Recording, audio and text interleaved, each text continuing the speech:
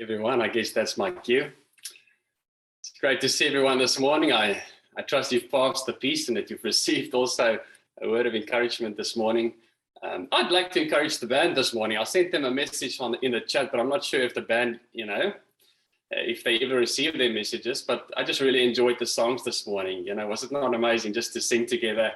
And I thought the song choices this morning, Craig and the team really blessed my heart. And so there were a few home run songs this morning. And I think that might be my first North American sports analogy that I've ever used. So thanks to the band.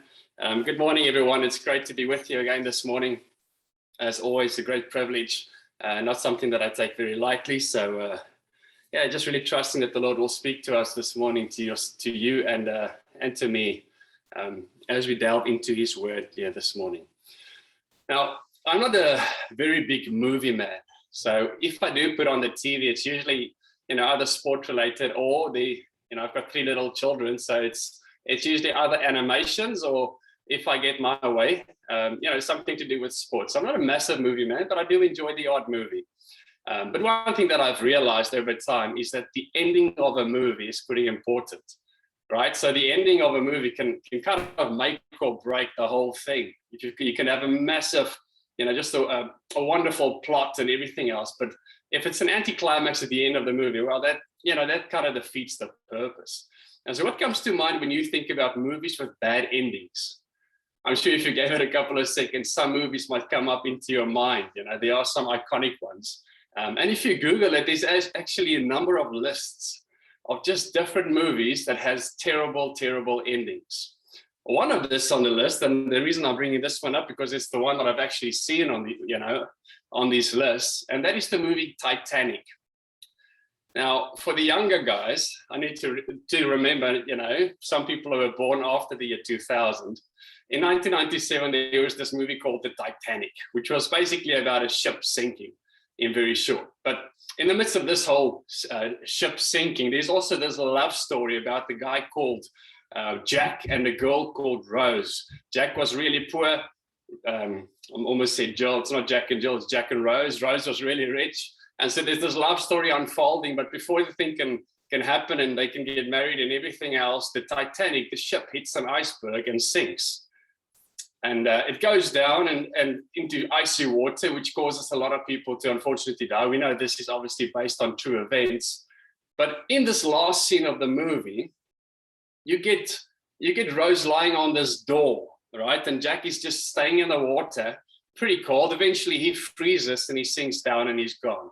Now, we've seen many movies where one of the lovers, as you will, passes away or dies in the story, and it's kind of okay at some places. But the thing that bothers people, critics and just normal viewers about this particular scene is look at the size of this door. I mean, surely Jack could have gotten onto this door with Rose, that's a massive door. He could have gone and done some cartwheels or handstands or something. But you just feel like, surely he could have at least tried, but never does he even try to get onto this door.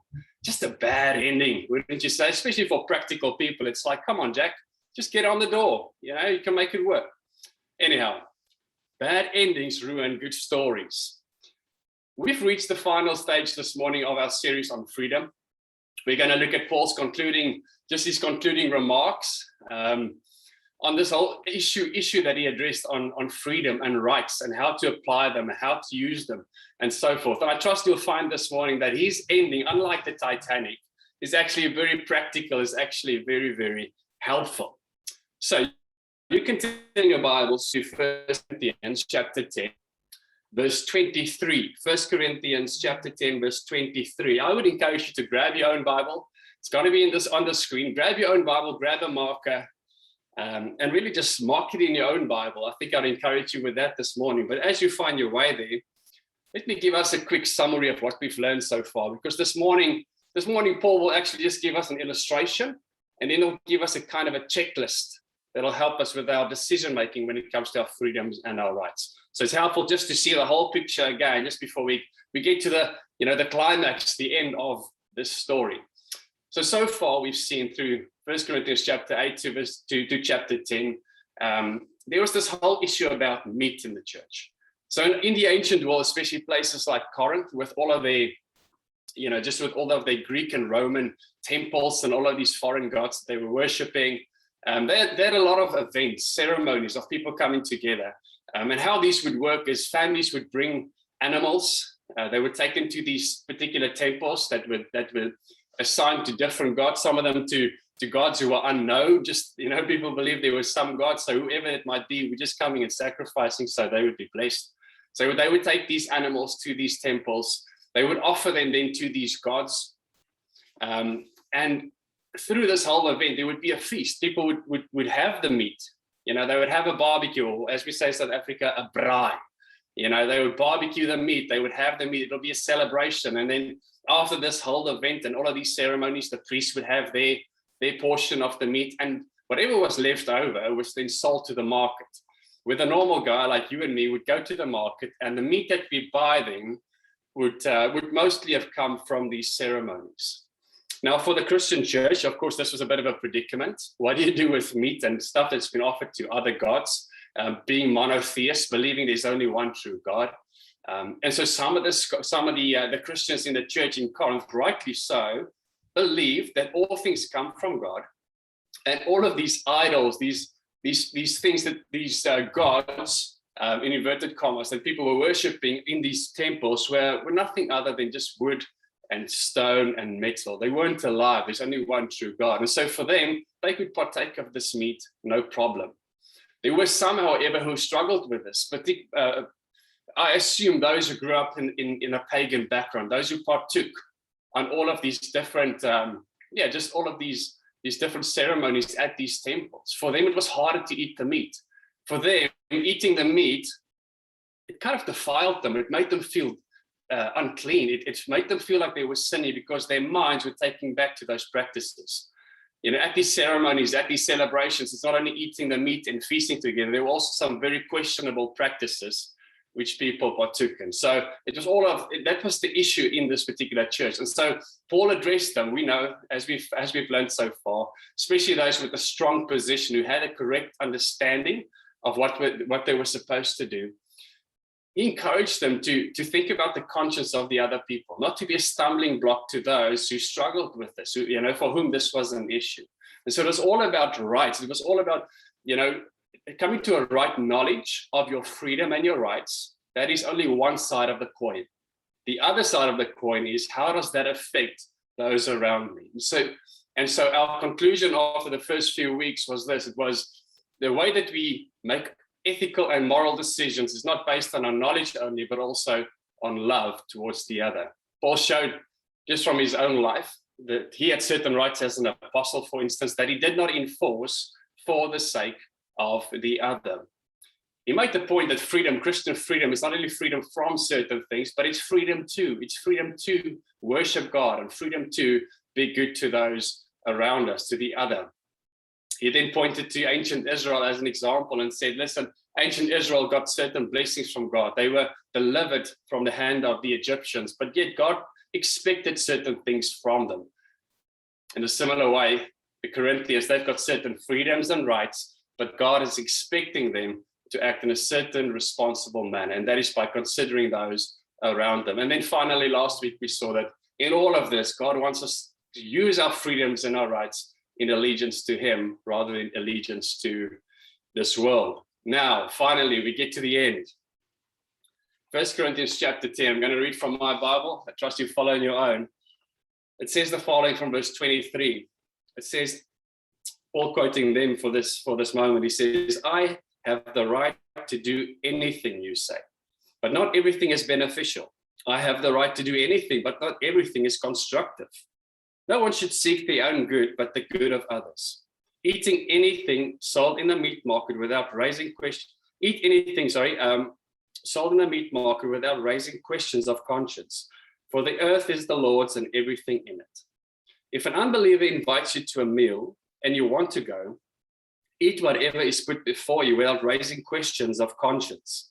But if someone says to you, this has been offered in sacrifice, then do not eat it, both for the sake of the one who told you and for the sake of conscience.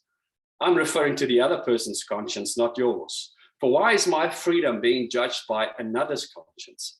If I take part in the meal with thankfulness, why am I denounced because of something I thank God for? So whatever you eat or drink, or whatever you do it all for the glory of God. Do not cause anyone to stumble, whether Jews, Greeks, or the church of God, even as I try to please everyone in every way. For I am not seeking my own good, but the good of many, so that they may be saved. Follow my example as I follow the example of Christ. Now, quite a few years ago, probably about 8 years ago now, I started a job for about 2.5 years. I was a financial manager for a clothing company in South Africa called Ruka or RVCA. You'll see some of the clothes even in Sport Check and these places. I've seen it. And so I had this financial role, and I had this one particular boss called Arno. And this guy, he wasn't a guy for much detail. He just wanted me to get to the point. And I remember, we would do these projections, and I would do these budgets and forecasts of certain projects and so forth. And I would just sit with him and I would go through all of the detail. I would tell him, listen, if we increase our sales prices to a certain percentage, with a certain percentage, if we open up certain stores, if we just adjust our gross profit margins by a certain percentage and try and maintain that through all of our sales. If we can cut, these fixed overheads and these variable ones, and if we can close this one store, I'd go through all of these details, and halfway through it, I would just see the guy go, he's not listening anymore. He's not concentrating. Like I've kind of lost him, not because he doesn't have the brains for it, but because he's not interested in it. And most of the times in these meetings, Arno would somewhere along the line stop me and say, Devin, what's the bottom line? What's the bottom line? Are we going to make a profit? Will this thing work? That's what he's about. That's all he wanted to know. In a similar way, this is what Paul does here. He comes and he just gives us the bottom line. He gives us an illustration in this concluding remarks, just about, he paints a scenario of how everything he has thought up until this stage, how this could happen. And then he gives 3 things, like a checklist almost for us to go, 3 questions we can ask of our conduct, of our freedoms, to see if we are online or not. Let's start with the illustration. So Paul paints this picture. He says, if an unbeliever invites you to his house to come and eat with him, right? He says, then don't question where the meat comes from. Just enjoy it. Enjoy your table fellowship with this person. Don't question it. Don't even ask where it comes from, because all things come from God. Therefore, have it, enjoy it, worship God through it, have joy in it. He says, but if someone comes along, enters the house perhaps, and says to you that the meat you are eating has been sacrificed to idols, then don't have it. Now, homes in those days looked a bit different than our homes. They had an openness to them. Ours are a lot more shut tight. But for them, people could actually walk in from the street, and they did. He says that if it happened that somebody came along and says these things about the meat, then for the sake of this person, and for the sake of conscience, not yours, but his conscience, don't eat it. Now, as a footnote, when I think about that, I think the next week I had a feast at someone's house, I would make sure they close the doors. Close the doors, make sure nobody comes in and interrupts your steak. It's just this, you always get those really religious people that sometimes want to dampen everything. Paul is saying, no, celebrate with your neighbor, with this unbeliever, and have the feast. But if someone comes and his conscience will be defiled, then just don't have it. It's not worth it. It's about the other person. And he's painting this picture, right? This thing again, the 2-sided coin. Knowledge is one side of it. Having knowledge, this comes from God. Celebrate, have joy. But you got to remember the other person. You got to remember the love piece, right? You got to think about the other person's conscience. And in this case, this guy who comes in and tells everyone that the meat has been offered to sacrifice to idols. I wonder if this wasn't perhaps a vegetarian activist or someone who just wanted to get people to stop eating meat. I don't know. But Paul makes that point. Cam said this last week, a very good way of summarizing this. He says, freedom is not the right to do what we want, when we want, for our own sake, but to choose the way of Jesus for the sake of the other. For the sake of the other, to choose the way of Jesus for the sake of the other. you would have picked up verse 29 and 30. Seems to be a little bit odd, so I'll make a comment on that. Paul says the following. He says, and I'm going to emphasize just the personal pronouns. He says, if I partake in the meal with thankfulness, why am I denounced because of something I thank God for? And what Paul is doing is simply explaining the posture that he's addressing in this, that it's not about the individual here. It's about the corporate. It's about those around us.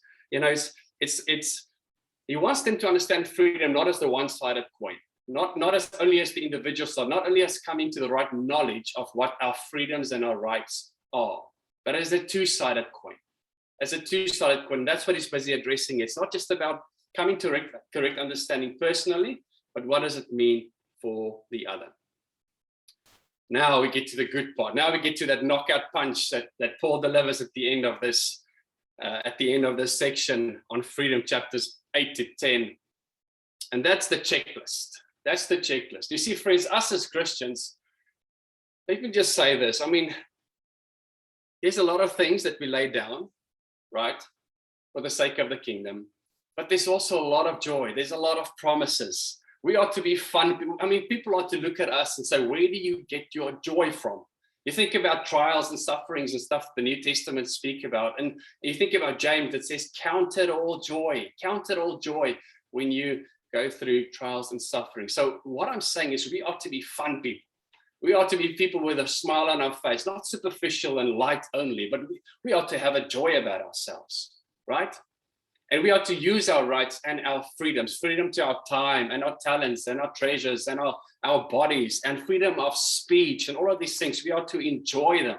We ought to feast on them. But as we do so, Paul gives us a brilliant checklist to check ourselves, to make sure our conduct and our speech are and remain Christian, the other side of the coin, right? And so here are the three questions that Paul is giving us to ask. So as we enjoy ourselves, as we implement our rights and our freedoms, we live into it. These are the three questions that you keep in mind. Does it glorify God? Question number one. Does it cause anyone to stumble? Question number two. Does it follow the example of Jesus? Question number three. You can make a list of these. You can put it in your Bible. You can write it at the top of chapter 8. So you know the three questions that summarize all three chapters are these three questions in terms of how you conduct yourself, how you use your freedoms and your right. Does it glorify God? Does it cause anyone to stumble? Does it follow the example of Jesus? So I'd like to go through those this morning in the time that I've got left. First one is, does it glorify God? He gives this beautiful verse. He says, so whatever you eat or drink, or whatever you do it all for the glory of God. The British historian and theologian N.T. Wright made this particular comment about the vocation, the purpose of human life. He says this, that our goal, our purpose, our vocation as people ought to be image bearers of God. We know that from Genesis chapter 1, right? Genesis chapter 2, all the way through. We ought to be image bearers of God. And he explains what it means to be an image bearer. To be an image bearer means that you act as a kind of a mirror. And by that, I mean the following. It means that you are reflecting the image of God to the world. And by image of God, I'm saying everything that God has revealed about himself, about his character, his will, his name, just everything that God has shown about himself in history. But then as you reflect the glory or the image of God to the world, you are in a response reflecting the worship and the adoration and the thanksgiving of creation back to God. Does that make sense? So you're reflecting the image of God to the world, and then you're reflecting the worship and the praise and the adoration in response to this back to God. That's what it means to be an image bearer of God. And that's what Paul is about. He's saying, what are you reflecting with your life? The way that you are using your rights and your freedoms, what do they look like? Do they align with what God has revealed about himself, his nature, his character, his will? How does that align? You know, the way you use your freedoms, the thing you do, your conduct, the way you use your time, your talents, your treasures, the way we look after this world and your bodies, your speech, does it reflect the nature of God to the world? Because if it does, worship and adoration, it will follow in response to that. God will be glorified, to use the words of Paul. here this morning. Perhaps I can put it in a negative way, perhaps that it's easier to understand. The way that we conduct ourselves, we use our freedoms, we use our rights. Perhaps the way that we speak about COVID issues, vaccines and masks, and the way that we speak about these trucking convoys, the way that we speak about government, all of these, the way that we use our freedom of speech, does it cause people to blaspheme the name of God? Does it smear the reputation of God? Does it smear the reputation of Christ and of his bride, the church? That's the question we need to address here this morning. Romans chapter 2 says the following. It says, you who preach against stealing, do you steal? You who say that people should not commit adultery, do you commit adultery? You who abhor idols, do you rob temples? You who boast in the law, do you dishonor God by breaking the law? As it is written, God's name is blasphemed among the nations because of you. That is the opposite of what we are after here. Paul is saying, do everything, use your rights, use your freedoms, use your speech, use your conduct. All of these blessings that you've received, do it to the glory of God. Have other people say, I glorify God. Surely there is a God in heaven based on your conduct, rather than the opposite of saying, you call yourself a Christian, look what you're saying. Look what you're doing. Look the way that you are speaking. And they blaspheme the name of God. I want to tell you about Daniel. I mean, everybody won't always speak well of us, right? We are Christians. We represent a different kingdom that confronts the kingdoms of this world. So we cannot expect everyone to always speak well of us. That's not what I'm saying. But when it comes to ethical and moral issues, then that is what I'm saying. And I want to point out to you, I want to touch on Daniel here this morning. You see, in a sense, and this is what Daniel impersonates so well, and encapsulates so well, is the church cannot be so accommodating that we are no longer effective or relevant in the world, right? So we are representing a different kingdom. It doesn't mean that everybody needs to speak well of us. We need to align ourselves with everything that society does and says. We are representing a different kingdom. Yet when it comes to moral and ethical issues, we ought to be without reproach. So Daniel, you can pick this up in Daniel chapter 6. I'll tell you the story just to paraphrase for time this morning. The Israelites, the Jews, were taken up into captivity by the Persians, right? So Jerusalem was destroyed, the temple was destroyed. They were moved out, shipped out under foreign rule, the Persians. And so one of the Persian kings at that stage, King Darius, he appointed 120 governmental officials to take care of just the affairs of the Persians. And out of the 120, on top of that, he had these 3 administrators who were supervising these 120 officials. And one of the 3 men that he chose was this guy, Daniel. Now, he was a Jew. He was a man he was an Israelite, serving under foreign rule, in exile at that stage. And but because of his character, because of Daniel's character, right, because of his moral and his ethical excellence, the king wanted to set Daniel over the whole kingdom. Now, of course, when the 120 found this out, and the other 2 administrators, they weren't too happy. I mean, here's a foreigner, a Jew coming in, and the king wants to set him over everything. It didn't sit well with them. And so this is what they did. They said, we will find something about this Daniel, that we can point to that will get him disqualified from this position. But to their amazement, they couldn't find any. They found Daniel to be trustworthy. They found his work not to be negligent. They found no corruption in him. And I just love this verse. Listen, it's on the screen there, verse 5. They finally, they came to this conclusion.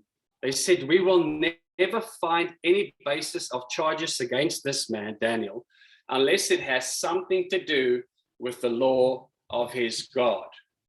They could not point to any of his conduct, to any of his speech. They couldn't find fault. He was above reproach when it came to ethical and moral issues. And in that sense, he glorified God by the way he conducted himself. They said the only way we could find something about it is if we attack the allegiance he has to Israel's God. And so the question for us this morning, friends, is do people say the same about us? When they look at our lives, do they say the same thing? Like, we can find no fault with this person. not in terms of the way he uses his freedoms, not in the way that he uses his speech. But the only place that we can find something is when it comes to his God, because of his allegiance to his God. I need to move on here this morning.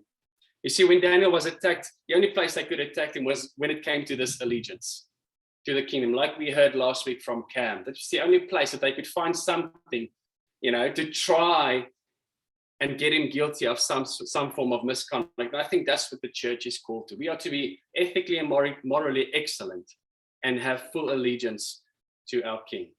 Let's ask a second question here this morning, just moving on. And that's this question: does it cause anyone to stumble? Does it cause anyone to stumble? The way I conduct myself, the way that I use my freedoms, you are to enjoy your freedoms, but does it cause anyone to stumble? Paul says this in verse 23 and 24, quoting the Corinthians. He says, I have the right to do anything, you say, but not everything is beneficial. And I have the right to do anything, but not everything is constructive. No one should seek their own good, but the good of others. The wording you use here, it might be familiar to you. You found this in chapter 6 when we spoke about the sexual issues. They said that same thing. That same phrase, I have the right to do anything. And Paul used that same saying in chapter 6 to say, yeah, you guys say this, I have the right to do anything. And then he responded and I will not be mastered by anything. That was his response in chapter 6, a personal response. Paul's saying, yeah, I've got the right to do anything. I won't be mastered by anything. But now here in chapter 10, he uses that same saying, but he turns it into a corporate thing. He says, you say you have the right to do anything, but not everything is beneficial and not everything is constructive. Speaking about a building together, a jointness, a oneness, a unity, a corporateness about it. So he makes this statement. This is therefore, one should not seek your own good, but the good of others. The way that we use our freedoms, right? Our conduct, our speech.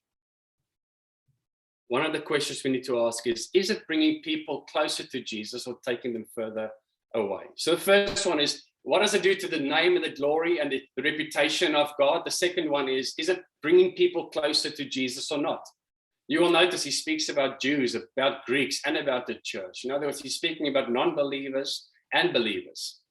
The way you use your freedoms, the way you speak, right? The way you speak about government. Listen, and I don't even have permanent residency. I can't vote, so I'm not advocating for any particular political party. All I'm saying is the way you speak.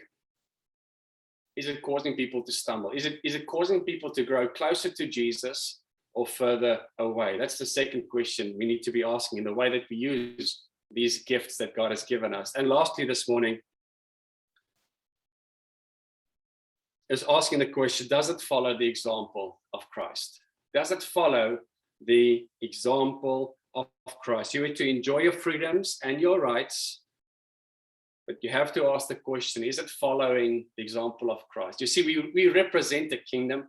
We always say we are a sign and a foretaste of the kingdom. We're about the king's business. But you see that, that's the thing. The kingdom has a king, and his name is Jesus. And he gave us a certain way to live. He's calling us. He's given us an invitation. He's given to us a welcome to come and join him on his movement. But he's given us a particular way. He's given us an example as to what that looks like. You can go read John chapter 13. I'm not going to have time for that this morning. Just about the foot washing scene of Jesus. Jesus coming down and he washes the disciples' feet, right? This is when he realizes his life is about to end. His one friend is about to betray him. Everything is about to end. He gets down and he washes his disciples' feet. And they say to them, but you are our teacher. You are our Lord. You are the Christ, the Messiah. What are you doing? He says to them this. He says, I'm doing this to you because I'm setting you an example. I'm setting you an example of lifestyle. He says, no servant is greater than the master, and no messenger is greater than the one who has sent him. Jesus gave us many examples. This particular scene in John chapter 13, he gave us an example to imitate in terms of being humble, in terms of laying down yourself for the other, as we've heard Paul speak about. And so in conclusion this morning, friends, these are the three things. I think we need to enjoy ourselves. I think we need to be a people of joy and of fun. Go out and enjoy the sun, the beautiful weather. Go out and enjoy people. and be with them and all the promises that God has given to us. Be a joyous people. But as we go out and we have our freedoms, freedom to our time and talents and treasures and the world and our bodies and our freedom of speech, just keep these three questions in mind. Does it glorify God, the way that I'm using these things? Does it glorify God? What's it doing to his reputation? Secondly, does it cause anyone to stumble? Is it bringing people closer or further away from Jesus? And thirdly, is it following the example of Christ? I leave those three with you this morning. Amen.